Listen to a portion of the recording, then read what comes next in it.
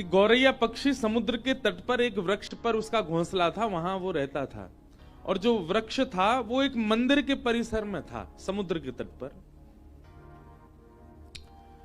तो गौरैया पक्षी ने अपना संपूर्ण जीवन मंदिर में जो भी प्रसाद आदि गिर जाता था या हवन आदि की सामग्रियां जो गिर जाती थी, उन्हीं को पाकर के उसने अपना पूरा जीवन निकाला।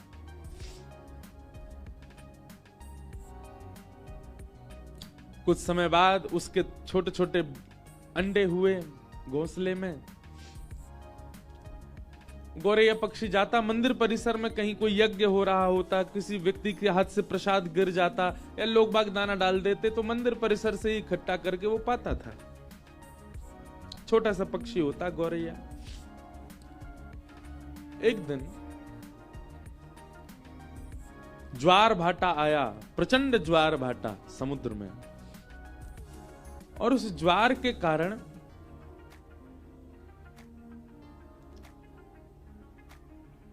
घोंसला जो वृक्ष के ऊपर था वहां तक लहरें आ गई समुद्र की, और वो घोंसला लेकर के समुद्र भीतर चला गया।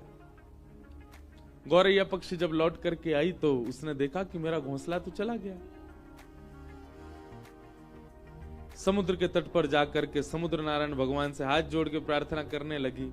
बोले मुझे दिख रहा है मेरे बालक अभी तैर रहे हैं आपके ऊपर थोड़ी दूरी पर।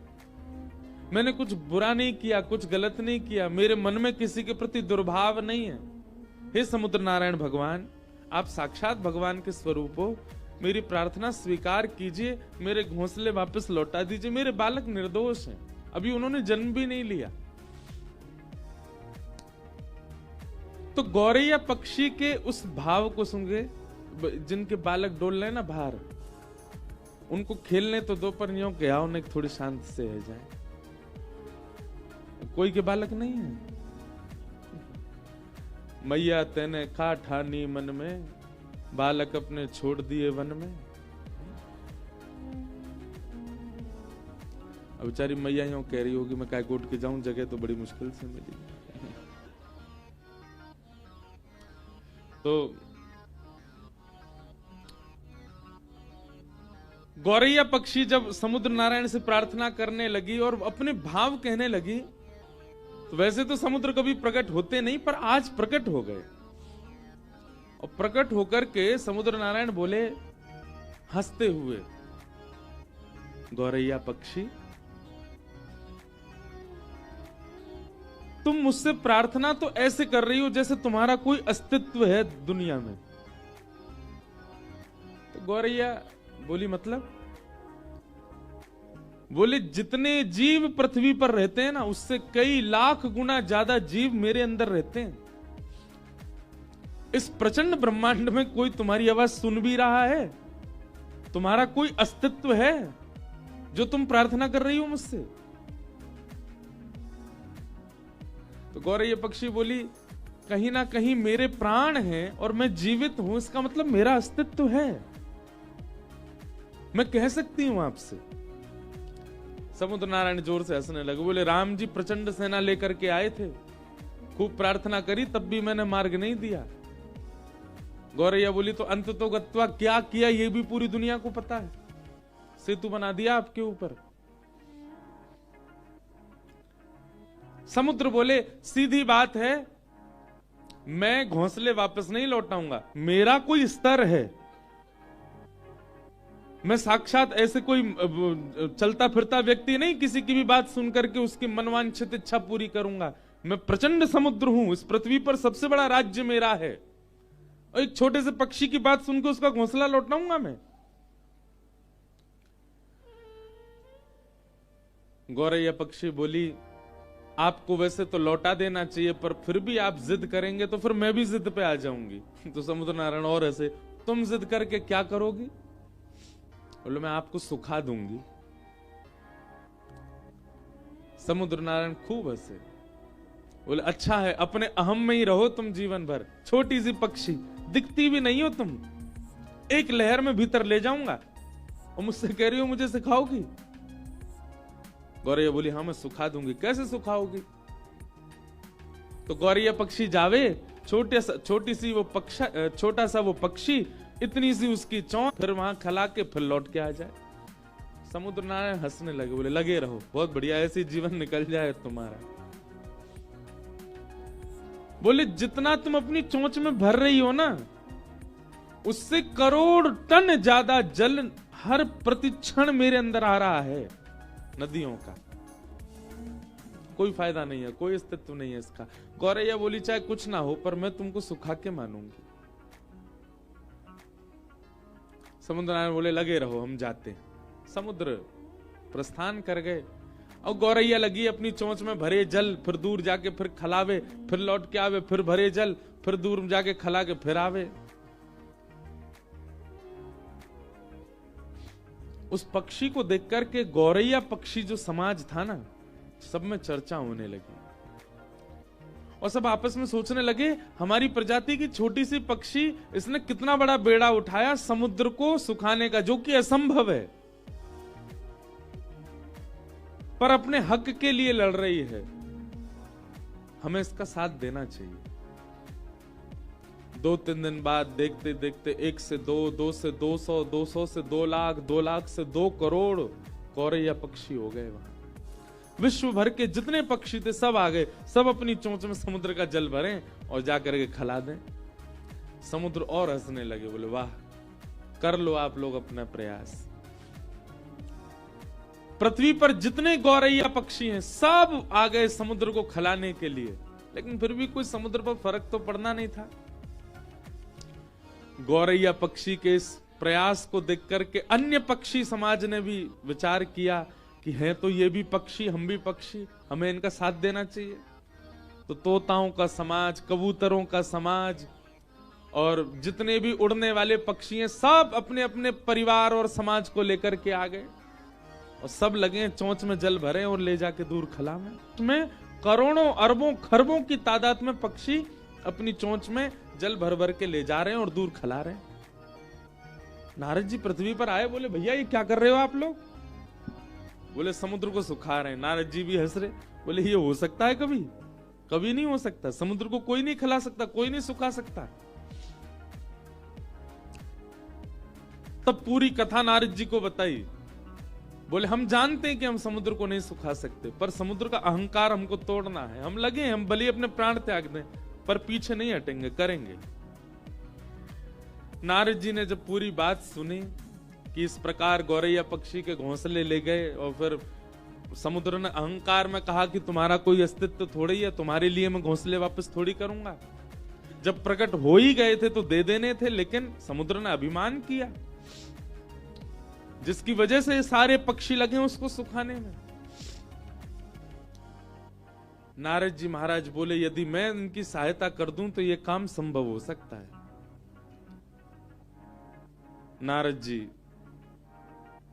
सीधे भगवान के पास नहीं गए, मन में विचार किया कि भगवान के परिकर में पक्षी कौन है। भगवान के परिकर में पक्षी हैं श्री गरुण राज, गरुण देव। गरुण जी के पास गए, बोले कि महाराज ये सारे पक्षी आपके अंश हैं और ये सब लगे आप यहां बैठ करके आनंद कर रहे हो। गरुण जी बोले मुझे समाचार तो मिला, लेकिन इससे कुछ होना नहीं है, तो क्या करें? बोले क्यों नहीं होना? तुम ब्रह्मांड नायक को अपनी पीठ पर लेकर के चलते हो, क्या समुद्र के अहम को नष्ट करने के लिए तुम कुछ करवा नहीं सकते? गरुण जी भी सोच में पड़ गए। रात्रि में ठाकुर जी के पास गए, भगवान श्रीमन नारायण पौड़े थे और गरुण जी ने जाकर के बताया इस प्रकार पक्षी समाज लगा है समुद्र को सुखाने। भगवान बोले हो तो सकता नहीं है, ये समुद्र कैसे सूखेगा? बोले ठाकुर जी आप जो चाह जाएं वो सब हो जाएगा। हम ये नहीं चाहते कि समुद्र सूखे, पर समुद्र का अहम नष्ट होना चाहिए। एक गौरैया पक्षी को उसने कैसे कह दिया कि तुम्हारा कोई अस्तित्व नहीं है? गरुण जी की बात सुनकर के ठाकुर जी भी बोले तो फिर क्या करना चाहिए बताओ? बोले नाथ आप यदि विचार मन बना लें केवल कि पक्षियों का मुझे संग करना है, अपने आप सब काम हो जाएगा। ठाकुर जी ने तुरंत अपने सुदर्शन जी को आज्ञा की, जाइए और 12 सूर्य के समान प्रकाशित होकर के समुद्र को तपाना प्रारंभ। एक सूर्य की तपन से समुद्र उड़ करके बादल बन जाता है। कहीं आकाश में 12 सूर्य 12 सूर्य प्रकट हो गए तो समुद्र को सूखने में देर नहीं लगेगी। सुदर्शन चक्र जी ने भगवान के हस्त कमल से प्रस्थान करके और इतनी द्रुत गति से अपने चक्र को घुमाया कि 12 सूर्यों के समान तेज प्रकट हो गया, और घूमने के कारण उनसे निकलने वाला जो हवा का वेग था वो इतना तीव्र था कि वो पृथ्वी को भी उछाल सकते थे।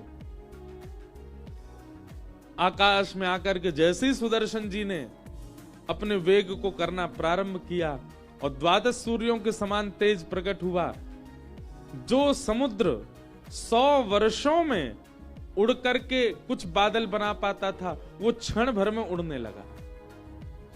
और देखते ही देखते किनारे खाली होने लगे, समुद्र का जल सींचने लगा, इकट्ठा होने लगा, जीव जंतु मरने लगे, समुद्र इकट्ठा होकर के एक स्थान पर नष्ट होने लगा, पृथ्वी क्षेत्र बढ़ने लगा, समुद्र का क्षेत्र घटने लग गया। समुद्र ने जब ये स्थिति देखी स्वयं की, प्रकट हो गए, प्रकट होकर के त्राहिमाम कहकर के नारायण का स्मरण किया। भगवान ने प्रकट होकर के समुद्र नारायण से कहा, अहम शून्य हो जाइए। पृथ्वी पर जिसका स्वरूप बड़ा है उसका अस्तित्व होता है, ऐसा नहीं है। इस पृथ्वी पर यदि चींटी जीवित है तो उसका भी अस्तित्व है, उसकी रक्षा भी मैं कर रहा हूं।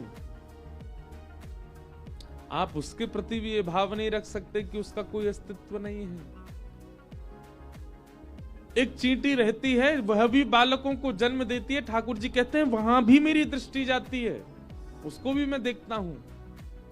इसलिए समुद्रदेव, आप अपने विकसित रूप का अभिमान मत कीजिए। गौरैया पक्षी भले ही रूप में छोटी हो, पर उसकी निष्ठा और उसका कर्तव्य इतना श्रेष्ठ है कि वो आपको सुखाने के लिए तत्पर है, और उसकी निष्ठा कर्तव्य से प्रसन्न होकर के मैं भी उसका संग दे रहा हूं। समुद्र नारायण क्षमा मांगने लगे, बोले क्षमा कर दीजिए, मैं आज के बाद आपसे निवेदन करता हूं कि मैं कभी भी इस प्रकार के अहम में नहीं रहूंगा। कोई भी कैसी भी वस्तु समुद्र के भीतर आवे, मैं सबको किनारे कर दूंगा, किसी को भी स्वीकार नहीं करूंगा। तब सब भगवान ने ही कहा कि पहले गौरैया का घोंसला लौटाओ, और फिर समुद्र नारायण जो कि इतने विशाल रूप के हैं, वे अपनी लहरों में गौरैया के उस घोंसले को लेकर के गए और गौरैया के चरणों में जाकर के अर्पित किया। सब पक्षियों के नेत्र सजल हो गए। ठाकुर जी सबकी सुनते हैं, सबकी मानते हैं, सबका भाव रखते हैं। बोलो भक्तवत्सल भगवान की। तो जिसके रक्षक स्वयं सुदर्शन चक्रधारी हैं, उसको कोई मार सकता? कोई कितना भी बलशाली क्यों ना आ जाए, वो कुछ नहीं कर पाएगा।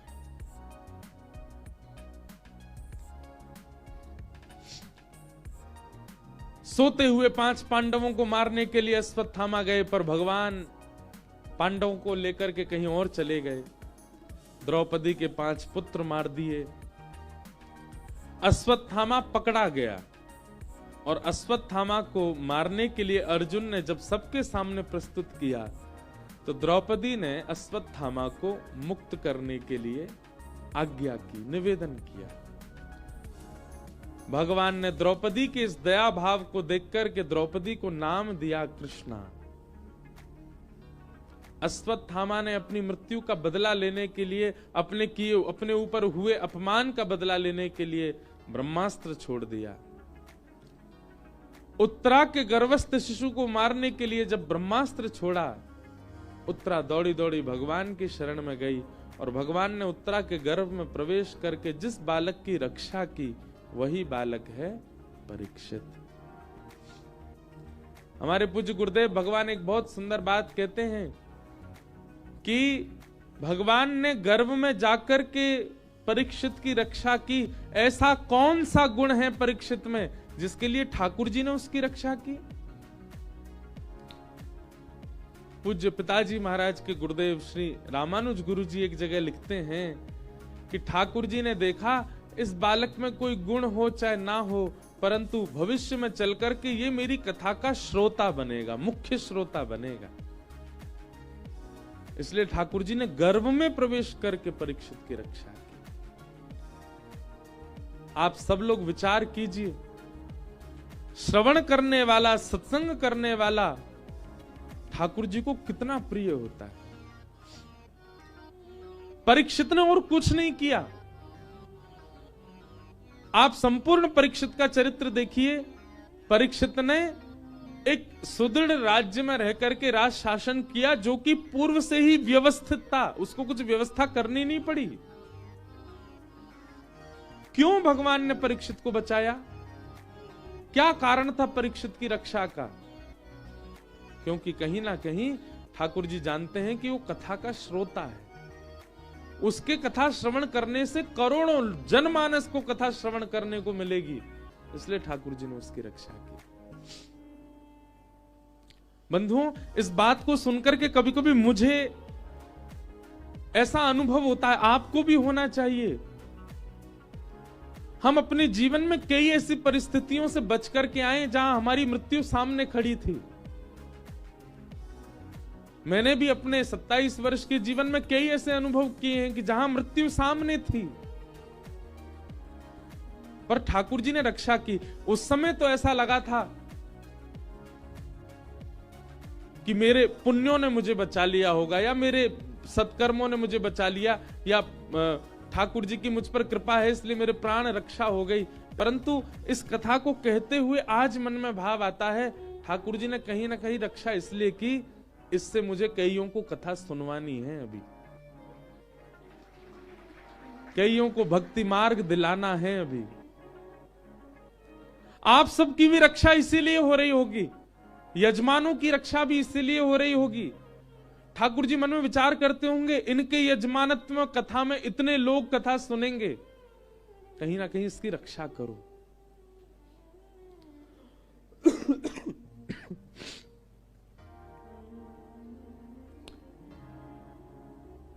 जब भक्ति का प्रचार, भक्ति का प्रवाह आपका उद्देश्य बन जाता है, तो ठाकुर जी भी आपके रक्षक बन जाते हैं।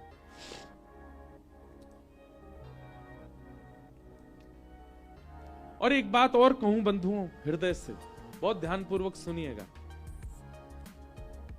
भगवान ने हमारी रक्षा की, ठाकुर जी रक्षा करते हैं, इसको आप किस रूप में लेते हो? भैया केदारनाथ गए थे, कोहरा पड़ रहा था बहुत ज्यादा, हमारी गाड़ी खाई में गिरने वाली थी। अचानक से ड्राइवर ने ब्रेक लगा दिया, बोले पता नहीं आगे रास्ता दिख नहीं रहा। रात भर खड़े रहे। जैसे ही सुबह हुई, कोहरा थोड़ा सा छटा तो हमने क्या देखा, हम तो खाई में ही खड़े थे, जरा भी नेक आगे बढ़ जाते तो गिर जाते। महादेव ने बड़ी रक्षा की हमारी। ये रक्षा नहीं है।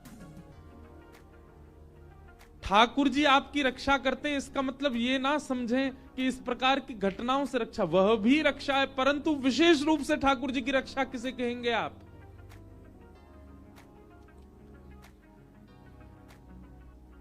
आपके सामने एक प्रस्ताव आया कि ये गलत काम करके आप करोड़ों कमा सकते हो, आप चाहते तो वो क्रिया कर सकते थे, पर आपने करोड़ों को ठुकरा करके सही कार्य चुना, गलत काम नहीं चुना। ये ठाकुर जी ने आपकी रक्षा की।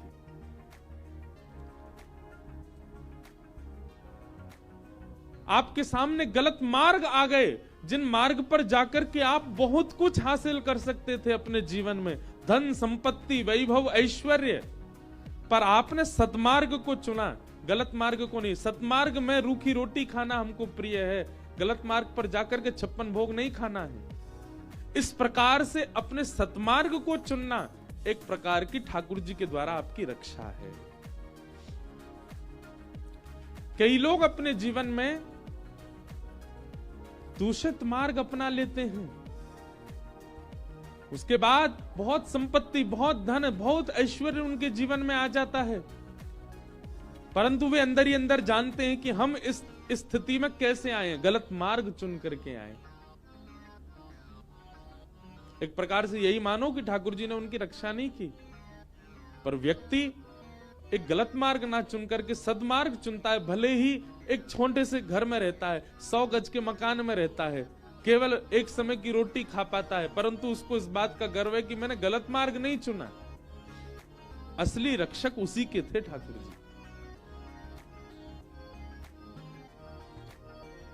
स्वामी विवेकानंद विदेश में कहीं प्रवचन कर रहे थे और उनके प्रवचन को सुनकर के ना जाने कितने लोगों का जीवन परिवर्तित हो गया, परंतु एक अत्यंत सुंदरी कन्या उनके रूप पर प्रभावित हो गई और उसने आकर के स्वामी विवेकानंद जी से कहा, आप मुझसे विवाह कर लीजिए। स्वामी विवेकानंद जी बोले, उसके पीछे कारण, आप जैसे पुत्र को जन्म देना चाहती हूं। स्वामी विवेकानंद ने 3 परिक्रमा करी उस कन्या की और चरणों प्रणाम करके बोले, क्षमा करें, मैं अपने जैसा पुत्र दे पाऊंगा इसकी गारंटी मेरे पास नहीं है। आपकी 3 परिक्रमा करके आपके चरणों में प्रणाम करके मैं वचन देता हूं, मैं ही आज से आपका पुत्र हूं।